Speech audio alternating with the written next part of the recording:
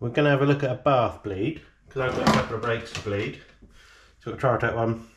Magura slaves, pretty standard. So we'll slide this bad boy off because we need that.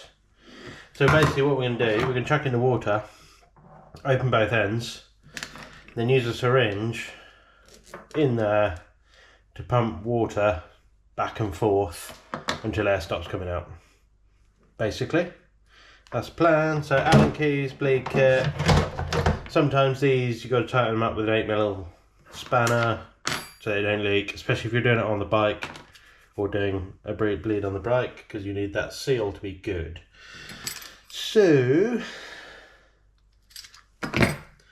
I can never remember which Allen keys these are, and that's a 4. Right, sleeves up. So I'm not too worried about any water getting out. Oh, bloody Torx. Nah.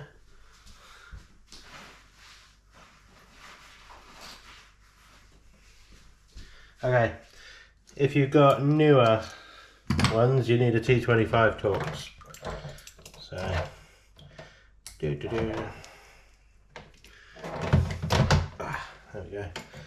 Yeah, I'm just taking this out. So this brake doesn't feel like it's really got any water in it. So, yeah, just gonna pop this out.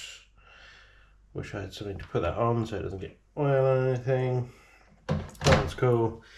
These ones in here, you've got to be really careful because sometimes they seize in and they round off really bloody easy.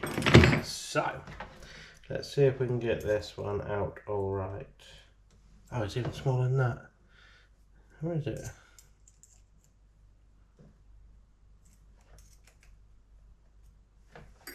Bigger than that. As you can tell, I never remember what things are. There we go, right. Fingers crossed this doesn't... Hey, cracked off.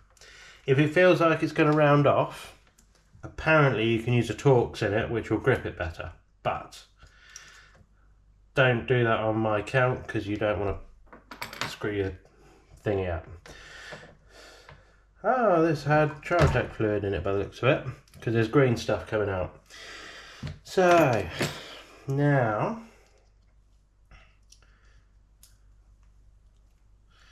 I don't want to fit on there today.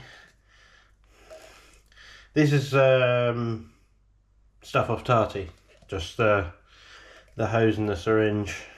Oh, actually no, I might have had the syringe, can't remember, but the hose is definitely off Tarty. What I'm going to do is just fill that up with water first.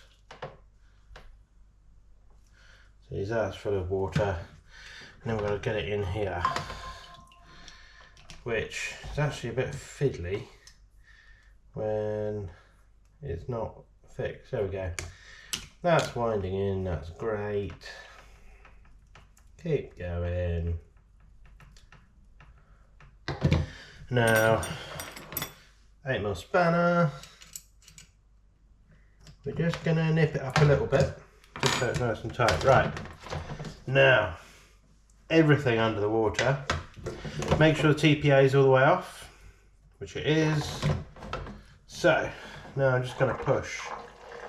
Whee! See, green stuff and air. Okay, so suck back through, and again.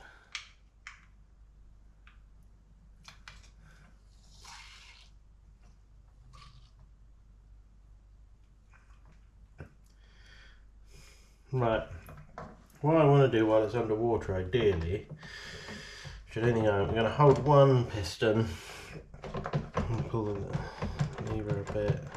Nothing changes. Cool. Right. Cool. So you're just pushing water around when you do that. You're not doing anything else. But what it'll do is if there are any bubbles left in the piston in the lever, pulling the lever would push them out, and then it would suck water back in because it's underwater. So that, I like to think,